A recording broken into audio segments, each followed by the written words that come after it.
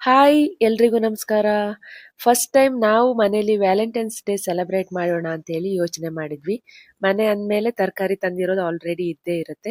ನಮ್ಮ ಮನೆಯವರು ಸೀರಿಯಲ್ ಅಲ್ಲಿ ನೋಡ್ಕೊಂಡು ನಾನು ಕೂಡ ವೆಜಿಟೇಬಲ್ ಬೊಕ್ಕೆನ ಮಾಡ್ಕೊಡ್ತೀನಿ ಅಂತ ಹೇಳಿದ್ರು. ಫಸ್ಟಿಗೆ ಫ್ಲವರ್ ಬೊಕ್ಕೆನ ತಗೊಂಡ್ ಬರ್ತೀನಿ ಅಂತ ಹೇಳಿದ್ರು. ನಾನು ಅದೇನು ಯೂಸ್ ಇಲ್ಲ, ಸುಮ್ಮನೆ ಬೇಡ ಅಂತ ಹೇಳಿದ್ದೆ. ಸರಿ ಸೀರಿಯಲ್ ಅಲ್ಲಿ ನೋಡ್ಕೊಂಡು ನಾನ್ ಮನೇಲೆ ವೆಜಿಟೇಬಲ್ ಬೊಕ್ಕೆ ಮಾಡ್ಕೊಡ್ತೀನಿ ಅಂತ ಹೇಳಿದ್ರು. ಓಕೆ ಅಂತ ಹೇಳ್ದೆ. ಇವ್ರ ಹತ್ರ ಇರುವಂತ ಪೇಪರ್ಸ್ ಅಲ್ಲೇ ಮಾಡೋಣ ಅಂತ ಹೇಳಿ ಪ್ರಿಪೇರ್ ಮಾಡಿದ್ರು. ಪಾಪ ನನ್ ಮಗ ಆಟ ಆಡೋಕೆ ಅಂತೇಳಿ ಐಸ್ ಕ್ರೀಮ್ ಸ್ಟಿಕ್ಸ್ ಎಲ್ಲ ಇಟ್ಕೊಂಡಿದ್ದ. ಇವ್ರು ಅದನ್ನ ಚಿಕ್ಕ ಚಿಕ್ಕದಾಗಿ ಕಟ್ ಮಾಡಿ ಇದಕ್ಕೆ ಯೂಸ್ ಮಾಡ್ಕೊಂಡ್ರು. ನನ್ ಮಗನಿಗಂತೂ ತುಂಬಾ ಬೇಜಾರಾಯ್ತು ಅಂತಾನೆ ಹೇಳ್ಬಹುದು. ಫ್ಲವರ್ ಶಾಪ್ ಅಲ್ಲಿ ಒಂದ್ ಬೊಕ್ಕೆನ ಮಾಡ್ಬೇಕು ಅಂದ್ರೆ ಅವ್ರಿಗೆ ಎಕ್ಸ್ಪೀರಿಯನ್ಸ್ ಇರುತ್ತೆ, ಅವ್ರು ಪಟ ಪಟ ಮಾಡ್ಕೊಡ್ತಾರೆ. ಬಟ್ ನಮ್ಮ ಯಜಮಾನ್ರಿಗೆ ಇದನ್ ಮಾಡೋದಕ್ಕೆ 45ರಿಂದ 50 ನಿಮಿಷದವರೆಗೆ ತಗೊಂತು ಅಂತಾನೆ ಹೇಳ್ಬಹುದು. ಪಾಪ ಅವ್ರು ಕಷ್ಟಪಟ್ಟು ವೆಜಿಟೇಬಲ್ ಬೊಕ್ಕೆ ಮಾಡ್ತಾ ಇದ್ರೆ ನಾನು ಸಿಂಪಲ್ ಆಗಿ ವಿಡಿಯೋ ಮಾಡ್ಕೊಳ್ತಾ ನನ್ ಮಗನ ಆಡಿಸ್ತಾ ನಿಂತ್ಕೊಂಡೆ. ನೋಡೋದಕ್ಕೆ ಚೆನ್ನಾಗೇ ಬಂತು, ಬಟ್ ಮಾಡೋದಕ್ಕೆ ಅವರಿಗೆ ತುಂಬಾ ಕಷ್ಟನೇ ಆಯ್ತು ಅಂತಾನೆ ಹೇಳ್ಬಹುದು. ಪ್ರೀತಿಯಿಂದ ಕಷ್ಟಪಟ್ಟು ಇಷ್ಟಪಟ್ಟು ವೆಜಿಟೇಬಲ್ ಬೊಕ್ಕೆನ ರೆಡಿ ಮಾಡಿದ್ರು. ಇವ್ರು ಇಷ್ಟೊಂದು ಕಷ್ಟಪಡ್ತಿರುವಾಗ ನಾನು ಏನಾದ್ರು ಮಾಡ್ಬೇಕು ಅಂತ ಮನ್ಸಲ್ಲೇ ಆಲೋಚನೆ ಮಾಡೋದಕ್ಕೆ ಶುರು ಮಾಡಿದೆ. ನನ್ಗೂ ಒಂದು ಐಡಿಯಾ ಬಂತು. ಏನಂದ್ರೆ ಮನೇಲೆ ಜೆಲ್ಲಿ ಕೇಕ್ ರೆಡಿ ಮಾಡೋಣ, ಅದನ್ನೇ ಕಟ್ ಮಾಡಿ ಸೆಲೆಬ್ರೇಟ್ ಮಾಡಿದ್ರೆ ಆಯ್ತು ಅಂತ ಹೇಳಿ ನಾನು ಪ್ಲಾನ್ ಮಾಡ್ಕೊಂಡೆ. ಇವ್ರದ್ದು ಬೊಕ್ಕೆ ಅಂತೂ ನೋಡ್ಲಿಕ್ಕೂ ತುಂಬಾ ಅಂದ್ರೆ ತುಂಬಾನೇ ಚೆನ್ನಾಗಿತ್ತು. ನಂಗೂ ಕೂಡ ತುಂಬಾ ಖುಷಿ ಆಯ್ತು.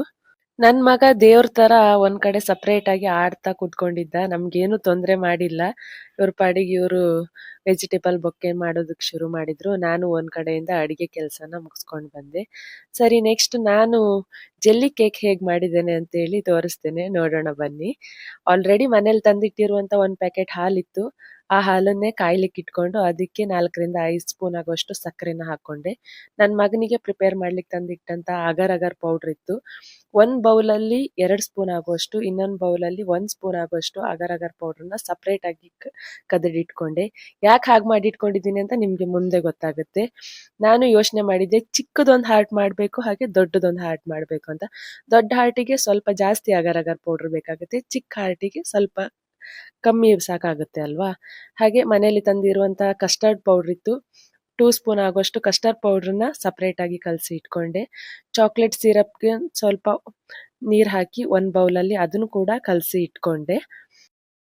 ಒಲೆ ಮೇಲೆ ಇಟ್ಟಿರುವಂತ ಹಾಲು ಚೆನ್ನಾಗಿ ಕುದಿ ಬಂತು. ಅದನ್ನ 2 ಪಾರ್ಟಿಷನ್ ಮಾಡ್ಕೊಂಡೆ. ಕಾಲ್ ಭಾಗ ಆಗೋಷ್ಟು ಒಂದ್ ಪಾತ್ರಕ್ಕೆ, ಮುಕ್ಕಾಲ್ ಭಾಗ ಆಗೋಷ್ಟು ಇನ್ನೊಂದ್ ಪಾತ್ರಕ್ಕೆ. ಕಾಲ್ ಭಾಗ ಆಗೋಷ್ಟು ಪಾತ್ರಕ್ಕೆ ಕಸ್ಟರ್ಡ್ ಪೌಡ್ರು ಹಾಗೆ ಬೀಟ್ರೋಟ್ ಜ್ಯೂಸ್ ಏನಿದೆ, ಬೀಟ್ರೋಟ್ ಪಲ್ಯ ಮಾಡ್ಲಿಕ್ಕೆ ರೆಡಿ ಮಾಡಿದಾಗ ಸ್ವಲ್ಪ ಜ್ಯೂಸನ್ನ ಎತ್ತಿಟ್ಕೊಂಡಿದ್ದೆ. ಅದನ್ನ ಹಾಗೆ 1 ಸ್ಪೂನ್ ಆಗೋಷ್ಟು ಅಗರ್ ಅಗರ್ ಪೌಡರ್ನ ಕಲಸಿಟ್ಟಿದ್ದೆ ಅಲ್ವಾ, ಅದನ್ನ ಅದಕ್ಕೆ ಮಿಕ್ಸ್ ಮಾಡ್ಕೊಂಡು ಸ್ಮಾಲ್ ಹಾರ್ಟ್ ಮಾಡ್ಲಿಕ್ಕೆ ಅದನ್ನ ಸಪರೇಟ್ ಆಗಿ ತೆಗೆದಿಟ್ಕೊಂಡೆ. ಅಗರ್ ಅಗರ್ ಪೌಡರ್ ಹಾಕಿ ಆದ್ಮೇಲೆ 5ರಿಂದ 10 ನಿಮಿಷಗಳ ಕಾಲ ಚೆನ್ನಾಗಿ ಬಿಸಿ ಮಾಡಬೇಕಾಗತ್ತೆ. ಅವಾಗ ಅದು ಚೆನ್ನಾಗಿ ಮಿಕ್ಸ್ ಆಗುತ್ತೆ.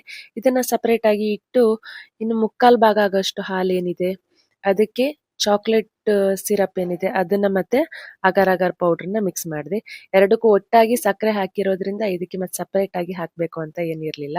ಸ್ವೀಟು ಮೈಲ್ಡ್ ಆಗೇ ಇತ್ತು, ತುಂಬಾ ಏನು ನಾವು ಸ್ವೀಟ್ ಆಡ್ ಮಾಡ್ಕೊಂಡಿಲ್ಲ. ಇದನ್ನು 5ರಿಂದ 10 ನಿಮಿಷ ಆಗೋಷ್ಟು ಬಿಸಿ ಮಾಡ್ಕೊಂಡೆ. ರೀಸೆಂಟ್ಲಿ ನನ್ನ ಮಗನಿಗೆ ಡ್ರೆಸ್ ಆರ್ಡರ್ ಮಾಡಿದಾಗ ಕಾಲರ್ ಅಲ್ಲಿ ಪೇಪರ್ ತರದ್ದೇ ಒಂದು ಶೀಟ್ ಬಂದಿತ್ತು. ಅದನ್ನ ಹಾರ್ಟ್ ಶೇಪ್ ಅಲ್ಲಿ ಅರೇಂಜ್ಮೆಂಟ್ ಮಾಡ್ಕೊಂಡ್ವಿ. ಇದು ಪೇಪರ್ ಅಲ್ಲ, ಆಚೆ ಪ್ಲಾಸ್ಟಿಕ್ ಅಲ್ಲ, ನಮ್ಗೆ ತುಂಬಾನೇ ಯೂಸ್ ಆಯ್ತು. ನೆಕ್ಸ್ಟ್ ನೋಡ್ಬಹುದು ನೀವು, ಬ್ರೌನ್ ಕಲರ್ ತುಂಬಾ ಡಾರ್ಕ್ ಬ್ರೌನ್ ಏನ್ ಬಂದಿಲ್ಲ, ಪಿಂಕು ಅಷ್ಟೇ ಆರೆಂಜ್ ಕಲರ್ ಆಗ್ಬಿಡ್ತು.